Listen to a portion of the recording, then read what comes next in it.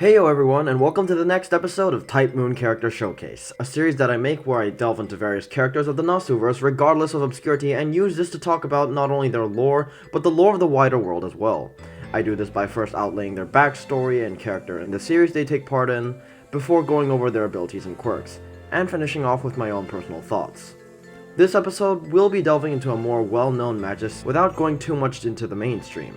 Today, I present to you all the pride of Irish magecraft, Bazett Fraga McRemitz.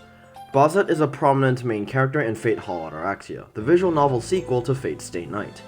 And while Fate Hall Ataraxia is arguably one of the lesser known Fate series to casual fans, she has gained her own popularity thanks to Prisma Ilia.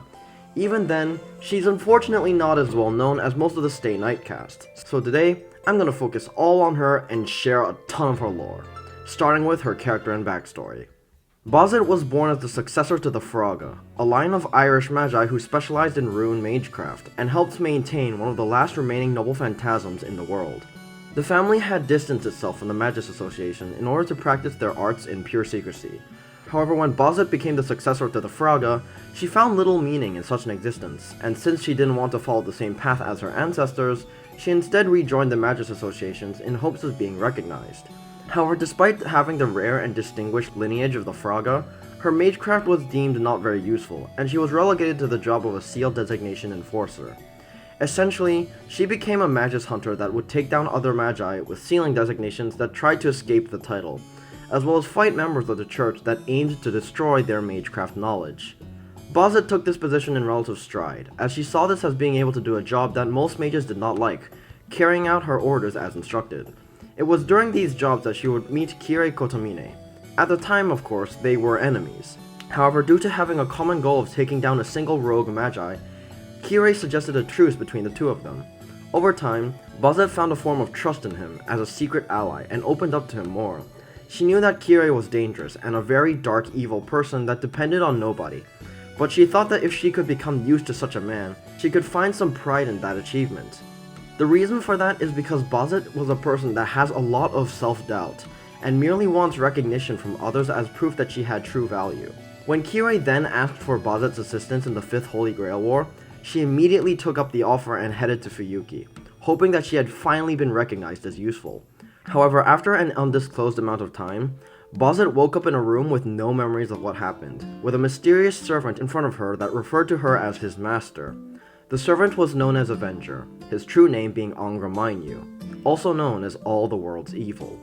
She didn't remember summoning the servant Angra, but she did remember that she came to the city for the war, and thus went out into the streets of Fuyuki to fight with Angra as her servant.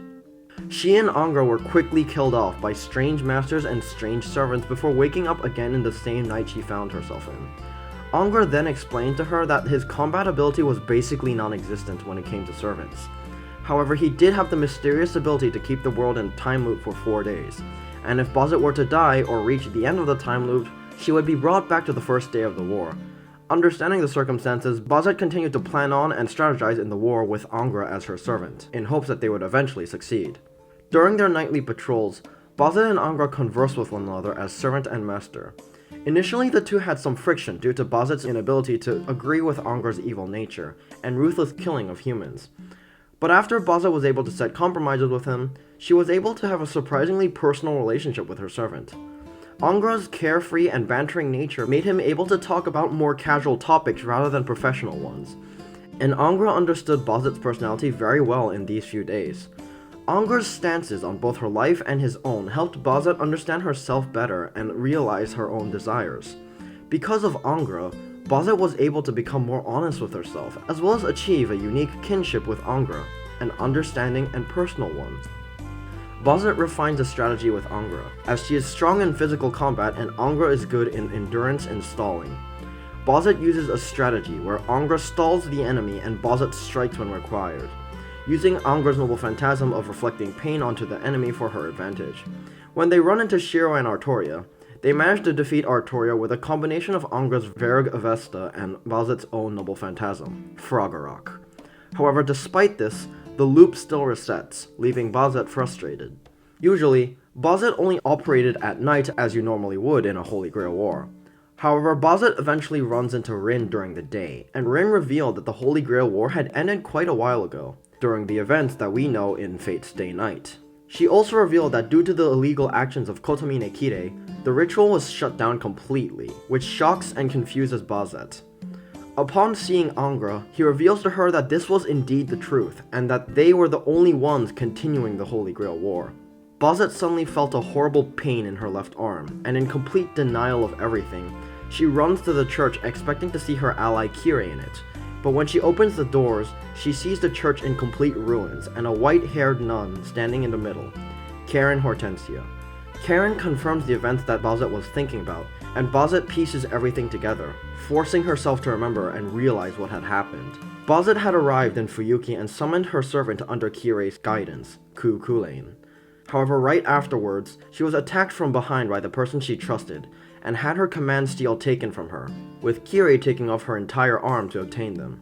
As Bazett lay dying, she merely wished that she didn't want to die in such a way, and to her surprise, something responded. The spirit that lay defeated in the remnants of the Holy Grail, Angra Mainyu.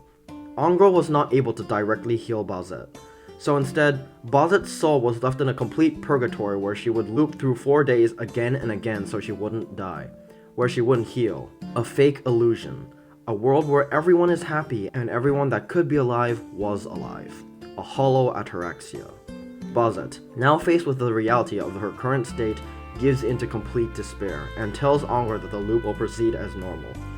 A surprised Angra questions why she doesn't just stop the loop, and Bazett merely replies that only death waited for her should the loop be stopped, so everything was ultimately meaningless, and that she would rather stay dormant than do anything else. Eventually, however, she would confront her old servant, Ku Kulain, fighting alongside Shiro, who coldly challenges her.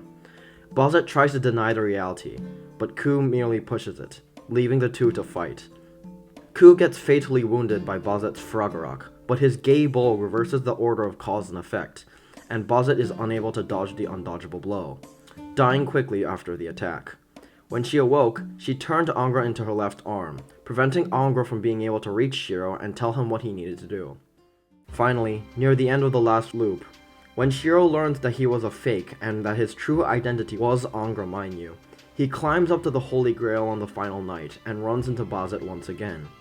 Bazett threatens to kill Angra, as stopping the loop not only meant that Bazett would return to death, but it meant that Angra would disappear and go back to the throne. Bazett finally reveals that the reason she was so adamant on stopping him was not to preserve her own wish, but Angra's. The truth was that the Grail War happening at night was only Bazett's wish, and that the happy events of the daytime were not created from her own wish, but instead from Angra's wish. His wish of wanting to simply live a happy life with friends, with people, without being a Avenger. Bazett questions Angra as to why he would give that up, and Angra replied that it was because he took the form of Shiro, a true selfless hero of justice. Even though he wouldn't want to, the Shiro inside him chose to deny the false world, to stop the loop, even if it meant he would never experience the happiness of life again. Bazett tries to argue that it didn't matter either way for her, that death and purgatory were the same. However, she wanted to continue the dream for Angra, for the close friend that she made and cared for, so that Angra could ultimately be happy. Despite this, Angra continues on his path, Bazett ultimately doing nothing to stop him, as he completes the Grail and begins to close the dream. Angra tells Bazett that it's time for them to go their separate ways, and a confused Bazett asks him why she wouldn't just disappear with Angra. Angra then reveals that Bazett was surprisingly still alive, because in the real world, Karen had already attended to her and healed her while Angra was preserving her soul. Even then, a scared and anxious Bazett worried that if she returned to the real world, she'd have no idea on how to live life properly, and asks Angra what she could do if she returned. Angra merely reassured her, telling her to do what she always did and continue onward, even if life was painful. Bazett finally accepts her fate and allows herself to loosen her demeanor. She banters one last time with Angra, her servant, her friend, and they finish facing away from each other, counting down, before running in opposite directions in perfect harmony. Bazett finally wakes up from her dream, seeing a completed puzzle, now with all the pieces intact. As Angra had finally filled in the final piece himself, Bazett cries for the first time, a tear of joy, saying goodbye to Angra as she thinks about what to do next and how to use her new life. A cheerful and positive Bazett eventually goes to the Emiya residence, asking for a place to stay. Eventually, after a long and winded debate, Shiro and his housemates agree that Bazett is allowed to stay for a week until she can find her own place to stay, finally concluding their dilemma, before Karen requests for a place to stay as well. Bazett is one of the most human yet interesting protagonists we've gotten for Fate work, and one of the most relatable too. Bazett has a cold and professional exterior that oozes efficiency and experience, while having some serious combat skills that other people would look up to. But even so, deep down, she has serious insecurities about her own image and worth, even if she doesn't necessarily realize it. Similar to Asuka from Evangelion, she has a desire to stand out and prove that she has value to other people. She appears to be independent and strong, but in reality, she depends on the approval of other people more than anything. If you ask me, that's very relatable for a character, cause many people have that type of insecurity. Personality-wise, while she usually acts professional and strong, in reality, she's actually quite friendly and awkward in a somewhat cute manner if you get to know her. As we see by the end of Fate Ataraxia, after she loosens up a bit, she's very friendly, sweet, and somewhat socially inept, traits that I find are all very charming. Now for abilities and quirks, Bazett does have some very special things to her. First of all, she is a descendant of the Fraga, an Irish family that had existed since the Age of Gods. Because of their loyalty, the Irish gods granted them the gifts of runic-based magecraft and Fraggarok, Lug's noble phantasm. The Fraga has a trait known as traditional carriers, God's holders, that allows genetic members of the family to know usage of the Fraga magecraft from birth rather than needing to be taught.